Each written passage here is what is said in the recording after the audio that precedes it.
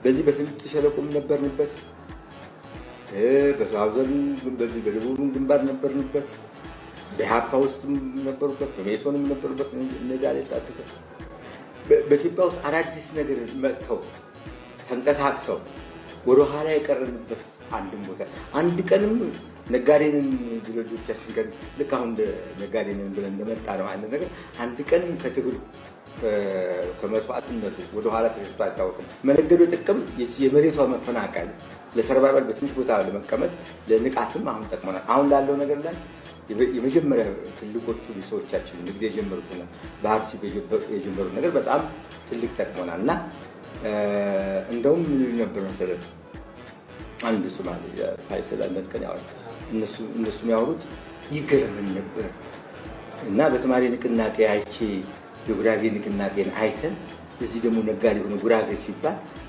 ሁለት አይነት ጉራጌ አለ ወይ እንል ነበር። ጋር ዩኒቨርሲቲ እናቃቸው በጣም እንትን ናቸው። እዚህ ደግሞ እንደ ነጋዴ ይወራል እና ምንመካባቸው ሰዎች ነበሩ ነው የሶማሌዎቹ እና አሁን ያለው በዚህ ከኢህአፓ በኋላ ከደርግ በኋላ ያለው በዚህ ከኢህአዴግ በኋላ ያለው ነገር እንዴት ነው?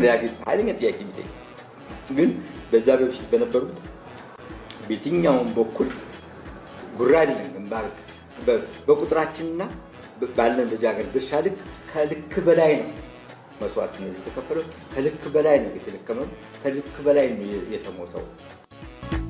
ሁላችን እኔም ይጨንቀኛል። ለምንድን ነው የሆነው? በተለይ ሁለት ነገር አለ። አንድ ኢትዮጵያ ናሽናሊዝም ኢትዮጵያን የሚትለው ነገር ለሱ ብቻ የተሰጠው ይመስል አንድም ላልጠቀመው ብዙ ለጎዳው ለተሰደው ሞራሉ ለተነካበት ኢትዮጵያ ጠበቃ ነኝ መባሉ ያመጣበት ጣጣ ይመስለኛል። በዚህ ነገር ላይ ክሊር የሆነ አቋም መውሰድ አልተቻለ። ድፍረቱ ተዋጠ። ምን መጣ መሰለህ?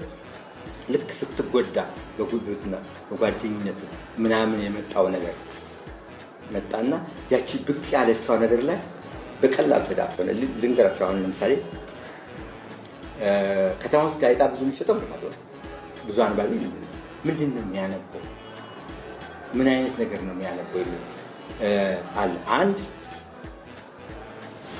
አንዳንድ ሃይማኖቶች ተጽዕኖ አላቸው በኢትዮጵያ ፖለቲካ ውስጥ ከማህበሮቹ ድሮቹ ፖለቲካዎቹ እንትኖቹ የሚያመጡብህ ነገሮች አሉ።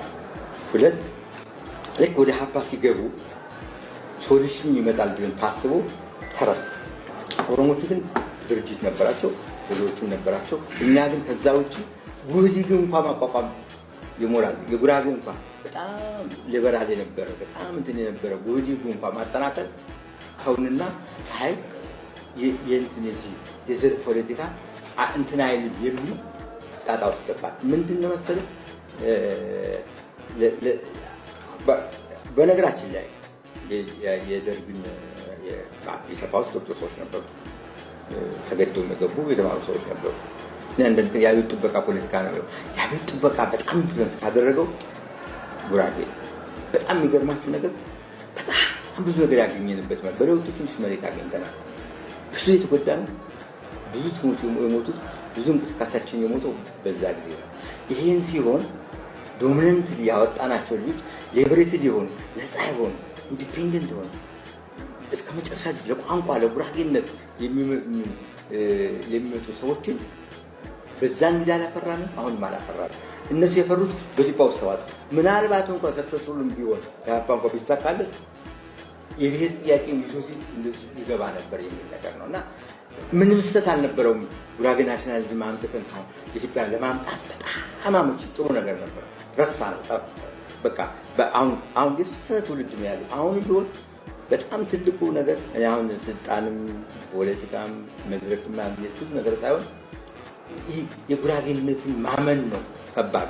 አሁን ትልቅ መስራት አሁን የሆነ ነገር ቢሆን ክልል ቢሆን ምናምን ነገር አይደለም። ትልቁ ነገር የጉራጌ ብሔርተኝነትን ጉራጌ ነኝ የሚለው በየትኛውም አካባቢ በዚህኛም ቢሆን በዚህኛም ቢሆን በሶዶም ይሁን ከስልጤን ጋር አብሮ እንመጣለን አንድ ቀን። ግን ይቺ ጉራጌንን የምትለዋ ነገር ማምጣት መንገዱ ተጠፋብን። እኔ ምርምር ይጠይቃል። ለምንድን ነው?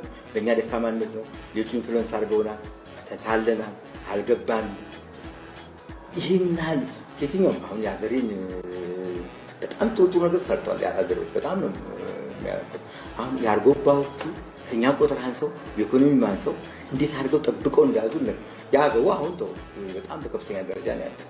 ከዚህ ሁሉ አቅም ያለው ከዚህ ሁሉ ካልቸር ያለው ከዚህ በላይ መንግስት የነበረው ከዚህ በላይ ክልል የነበረው ከዚህ በላይ ትልቅ ጥያቄ ነበረው ከማንም በላይ የተገፋው ነግዶ አሁን እኮ በሰው ሀገር እንደው ዝም ብለህ መጥተህ ነግደህ እንደው ቦታ ተሰጥቶ በቃ አንተ ሀብታም ሆንክበት ባይተዋል አይነት ነገር አንድ ቦታ ተቀምጠህ እንድትቀመጥ ያለና እኔ ይሄ ብዙ ጥያቄ የሚያስጠይቅ ነገር ነው። ሁላችሁም መመራመር ያለባችሁ ነገር ነው።